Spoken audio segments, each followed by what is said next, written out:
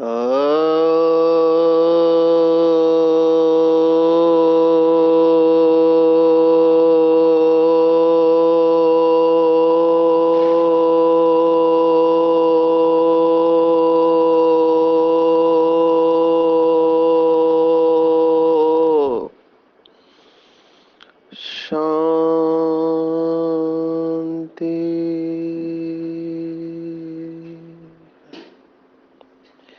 आज 25 फरवरी 2023 भारत में शनिवार है।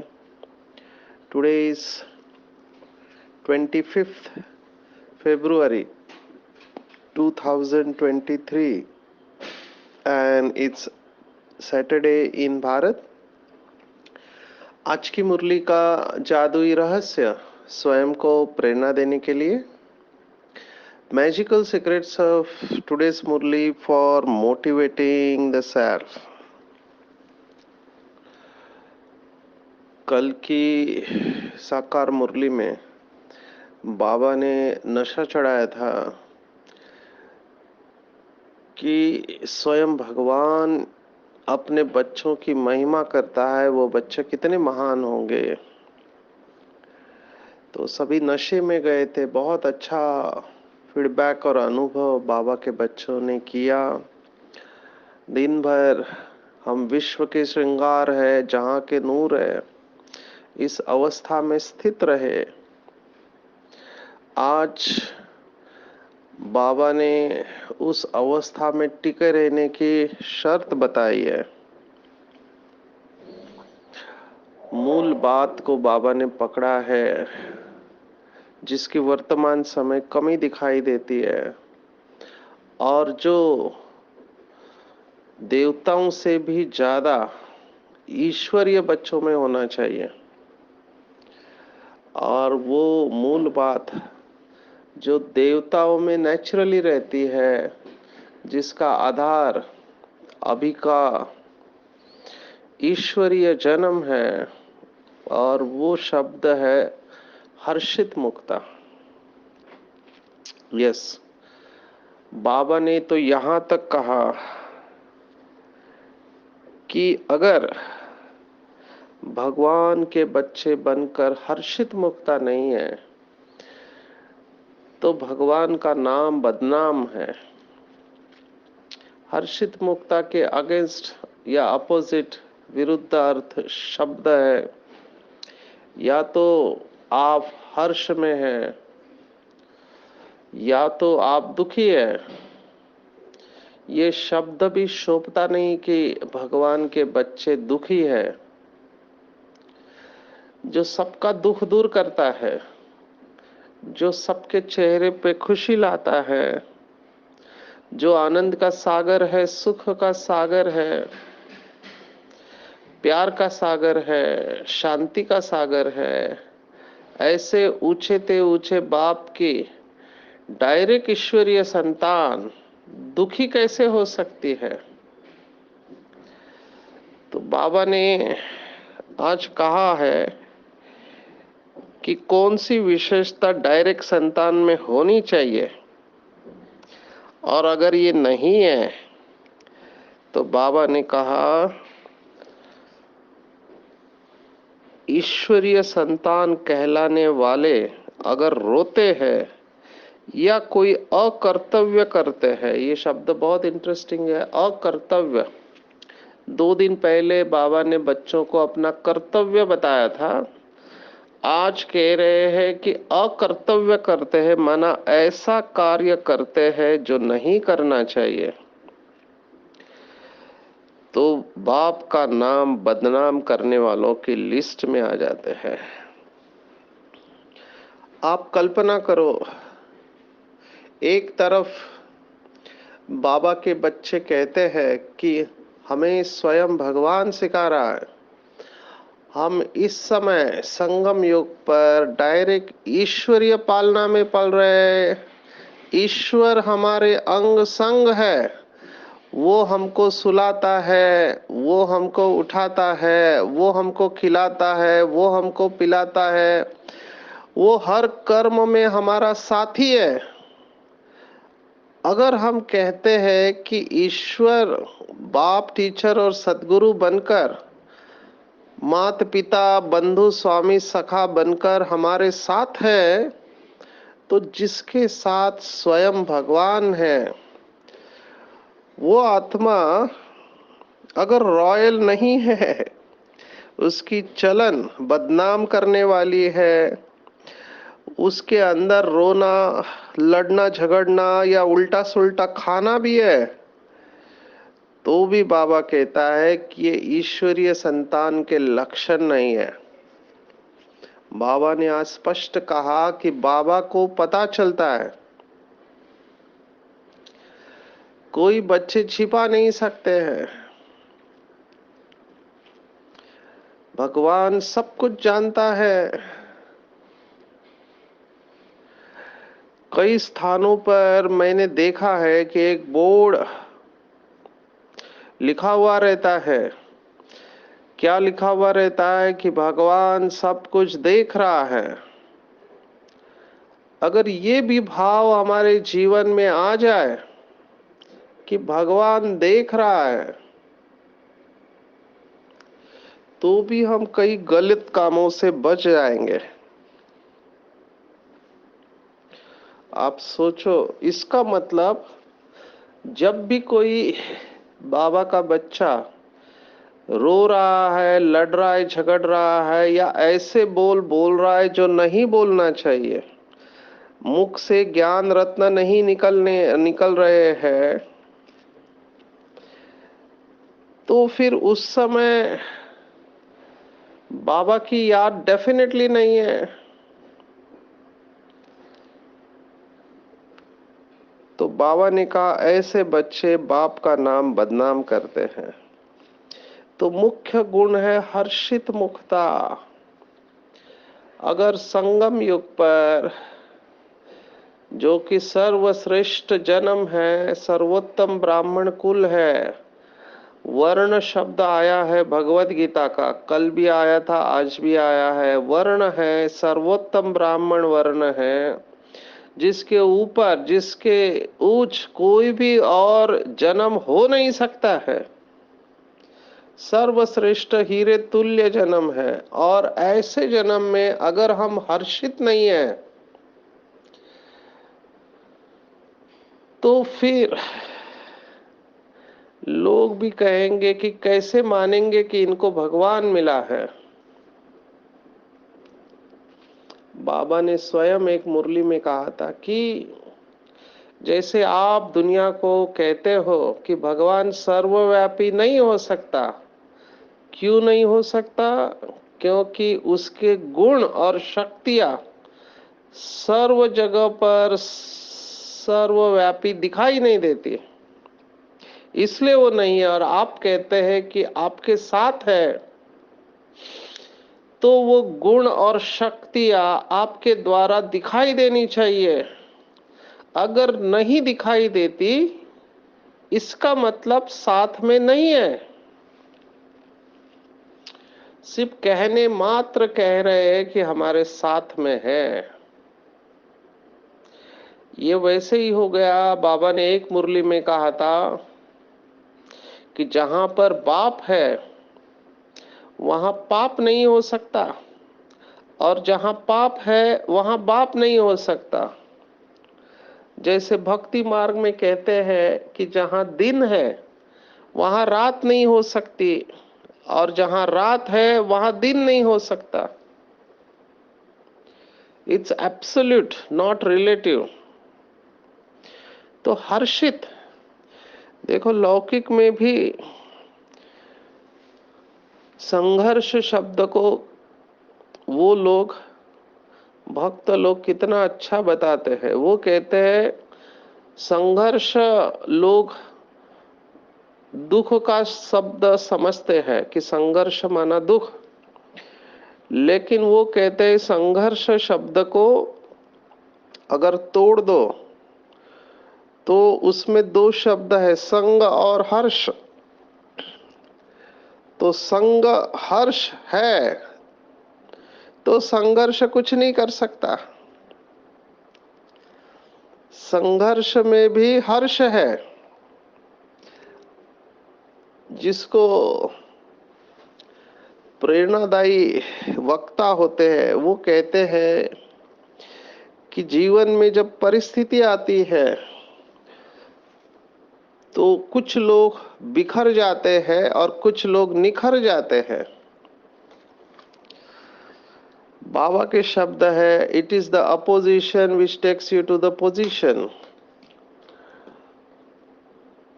तो चाहे कैसे भी परिस्थिति आए, लेकिन भगवानुवाच है कि प्राण जाए पर खुशी नहीं जाए, हर्षित मुखता जानी नहीं चाहिए।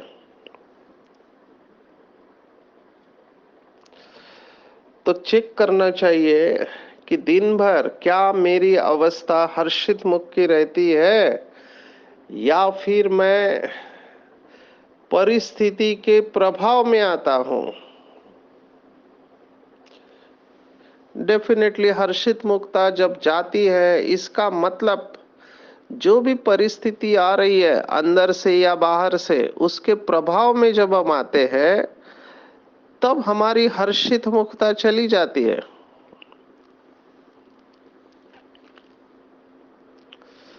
और जो भगवान मिलने के बाद असंतुष्ट रहते हैं, हर्षित नहीं रहते हैं, वो फिर कौन से युग में हर्षित रहेंगे। तो चेक करना चाहिए और चेक करके चेंज करना चाहिए कि मुझे सभी प्राप्तियां हो चुकी है।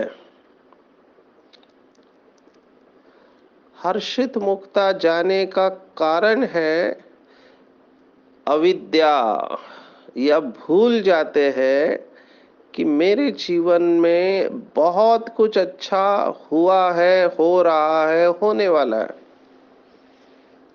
फॉर दैट मोमेंट, उस क्षण के लिए हम भूल जाते हैं कि मुझे ऑलरेडी सर्वश्रेष्ठ प्राप्ति हो चुके, सिर्फ उस प्राप्ति के नशे में रहना है।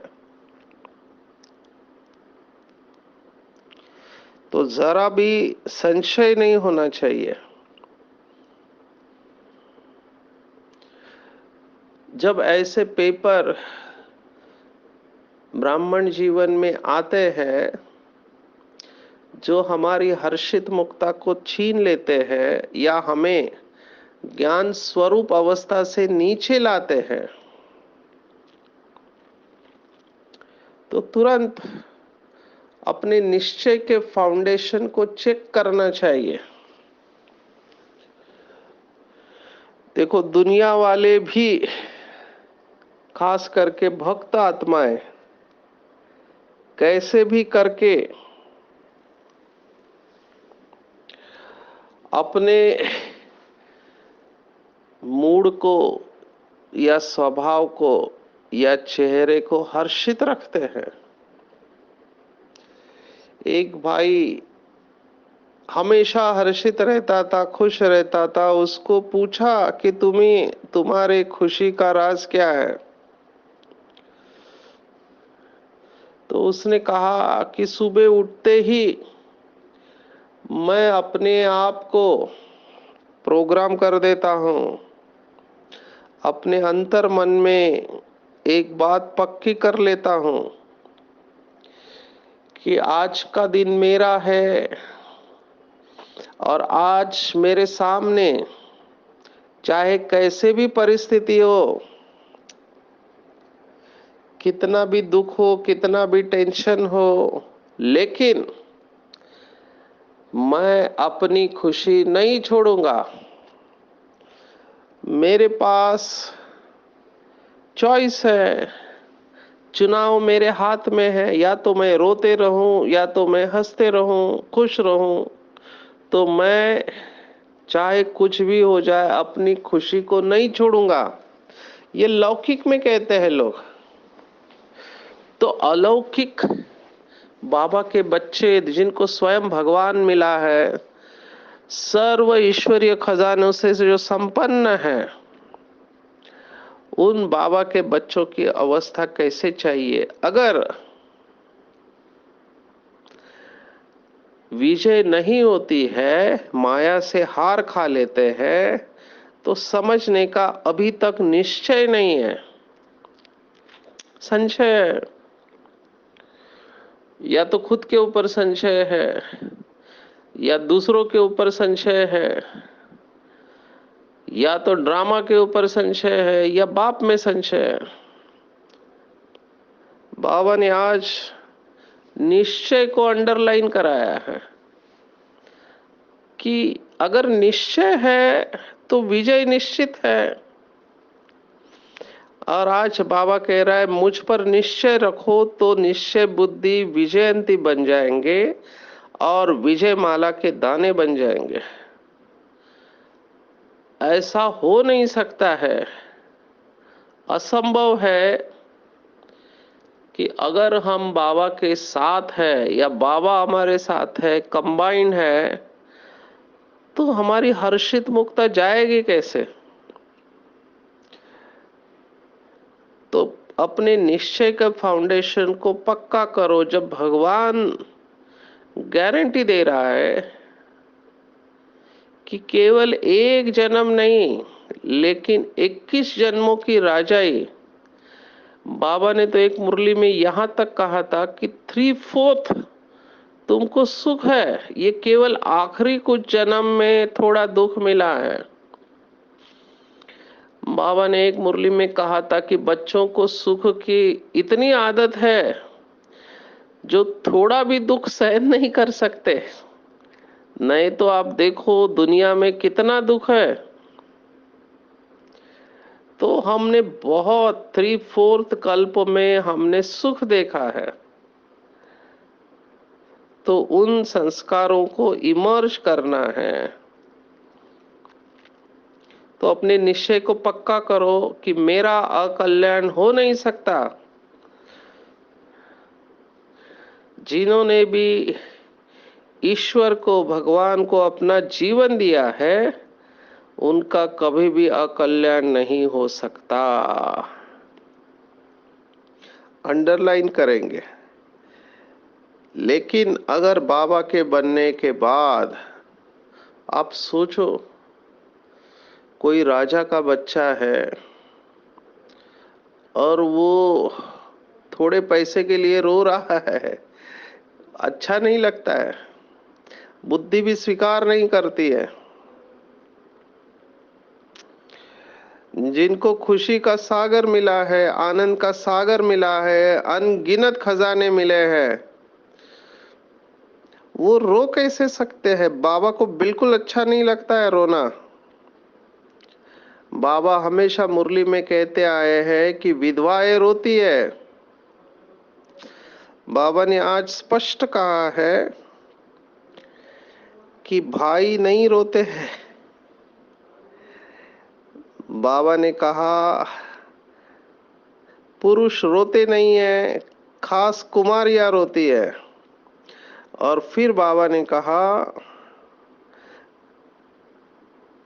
जो रोने वाले हैं वो नाम बदनाम कर देते हैं, वो माया के मुरीद देखने में आते हैं, वो शिव बाबा के मुरीद नहीं देखने में आते। और बाबा अंदर से समझते हैं लेकिन बाहर से दिखलाते नहीं है, नहीं तो और ही गिर पड़ेंगे। इसलिए बाबा कहते हैं अपनी संभाल करो। मैंने देखा है कुछ लोगों को तुरंत रोना आ जाता है, तुरंत थोड़ा कुछ हुआ आंखों से पानी बहता है। और ये दुख के आंसू रहते हैं। आंसू सुख के भी आ सकते हैं, खुशी के भी आंसू आ सकते हैं, लेकिन कुछ लोगों में इतना भरा पड़ा रहता है, वो समहाउ उन्होंने अपनी इमोशंस को, भावनाओं को चैनलाइज नहीं किया होता है। तो थोड़ा जैसे कोई बर्तन भरा हुआ रहता है पानी से, थोड़ा धक्का लगते ही वो पानी बाहर आ जाता है, ऐसे इनके अंदर इतने सारे प्रसंग या भावनाएं भरे हुए रहते हैं कि इनका नेचर या स्वभाव ऐसा बना हुआ रहता है कि थोड़ा कुछ होता है तो आंखों से आंसू बहने लगते हैं। यही आंसू अगर शिव बाबा के लिए बहे तो अहो सौभाग्य। बाबा ने कहा अगर बाबा के प्यार में ऐसे आंसू बहते हैं तो एक एक आंसू मोती का दाना बन जाते हैं। लेकिन यहाँ जो बाबा कह रहा है वो है दुख के आंसू। तो बाबा को बिल्कुल अच्छा नहीं लगता है। इवन जब मम्मा ने शरीर छोड़ा था तो मुझे याद आ रहा है हमारी आदरणीय मनोहर इंदिरा दादी जी, उन्होंने अनुभव सुनाया था कि हमने मम्मा के अंतिम समय के जो फोटो है वो नोटिस बोर्ड पर लगाने गए। बाबा को पता चला तो बाबा ने कहा कि अगर वो फोटो देखकर किसी की आंख में आंसू आए तो तुम्हारे ऊपर पाप का बोझा चढ़ जाएगा। तो बाबा ने वो फोटो भी लगवाने नहीं दिए जिससे कि दुख की फीलिंग आए। क्योंकि बाबा कहता था कि भगवान के बच्चे रो कैसे सकते हैं। माना loss, you are feeling a loss. भगवान मिला है तो रोना बिल्कुल मना है। तो माना बाबा ने कहा कि अगर वो मम्मा के फोटो देखकर कोई रोने लगा याद में तो फील।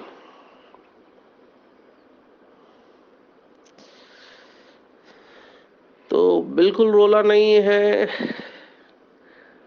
पार ब्रह्म में रहने वाला शिव बाबा मिला है, रोने का सवाल ही नहीं आता है। हमको पता है कि हर आत्मा का अपना कर्मों का हिसाब किताब है। हर आत्मा को अपने कर्मों का फल भुगतना है। तो मुझे बाबा की याद में रहकर कर्म भोग के ऊपर कर्म योग की विजय प्राप्त करनी है। मुझे ईश्वरीय संतान बनकर ईश्वर की आबरू इज्जत नहीं गवाएंगे। बाबा ने कहा इवन झगड़ा भी नहीं करना है।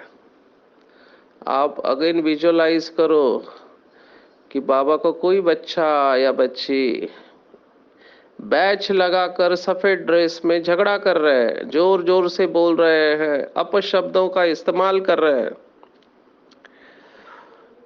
और दुनिया वालों ने देखा कि ये ब्रह्मा कुमार ब्रह्मा कुमारिया झगड़ा कर रहे हैं।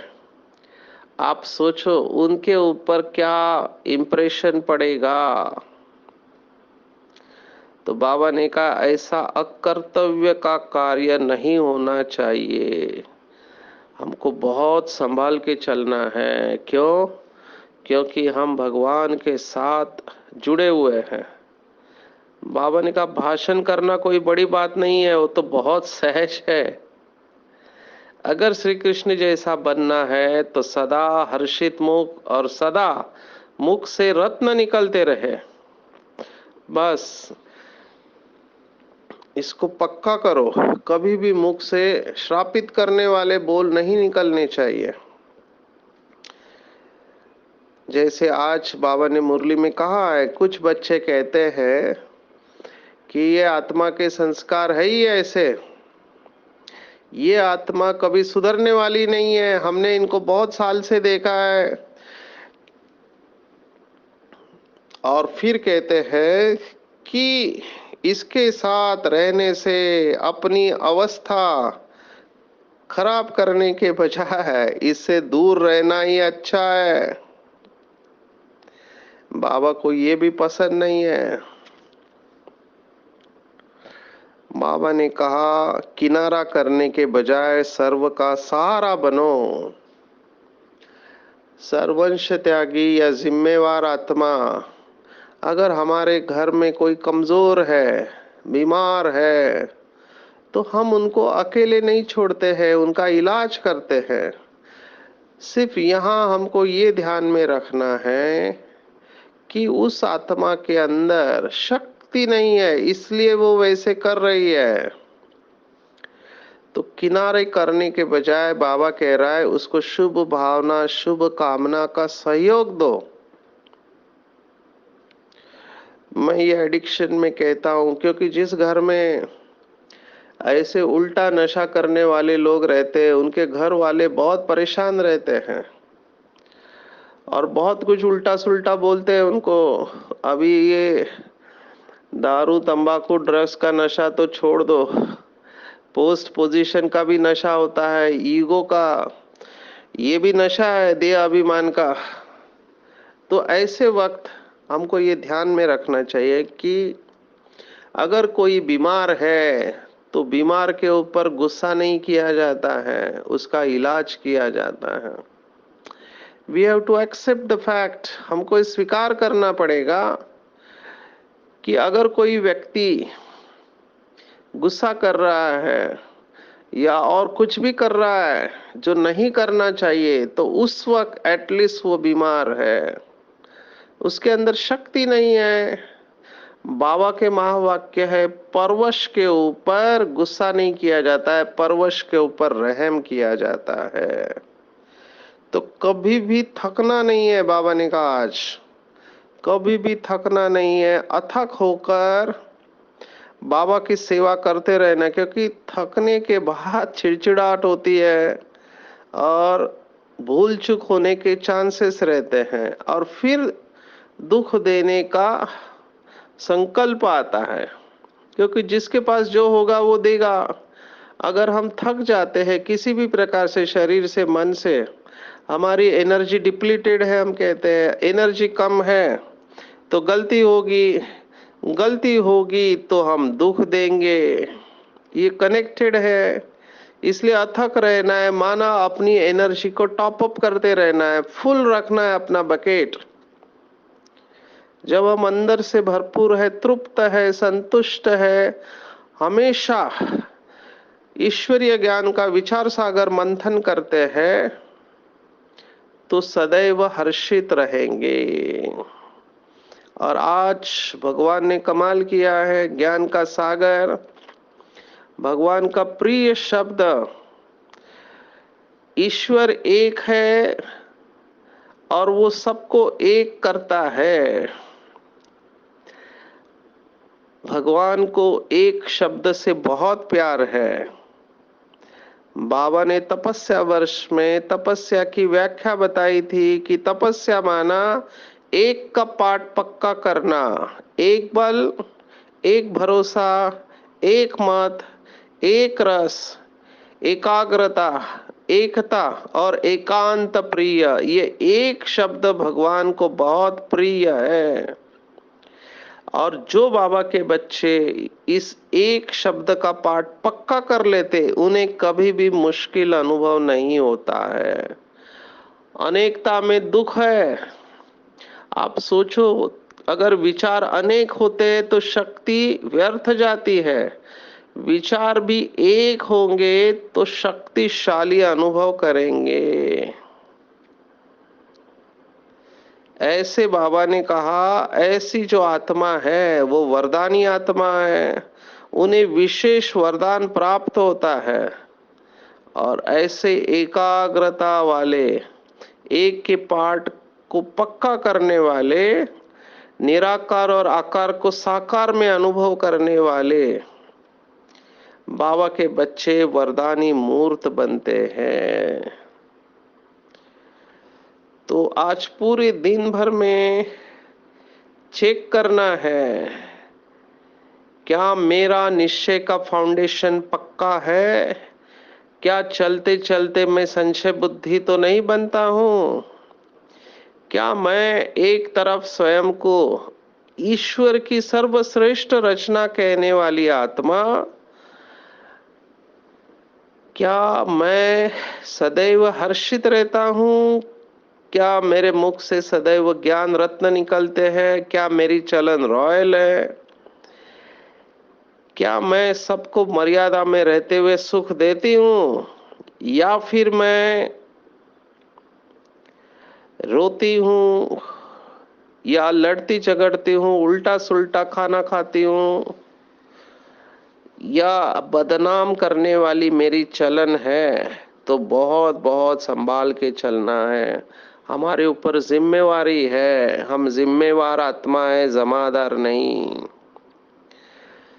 तो आज पूरे दिन भर इस जिम्मेवारी में चलेंगे, एक ही संकल्प का अभ्यास करेंगे कि मैं डायरेक्ट ईश्वरीय संतान, सर्वश्रेष्ठ रचना, सर्व प्राप्त संपन्न, सदैव हर्षित मुख रहने वाली, क्योंकि मुझे सर्व खजाने प्राप्त है और मैं कल्प कल्प की विजयी रतन हूँ। अच्छा, ओम शांति।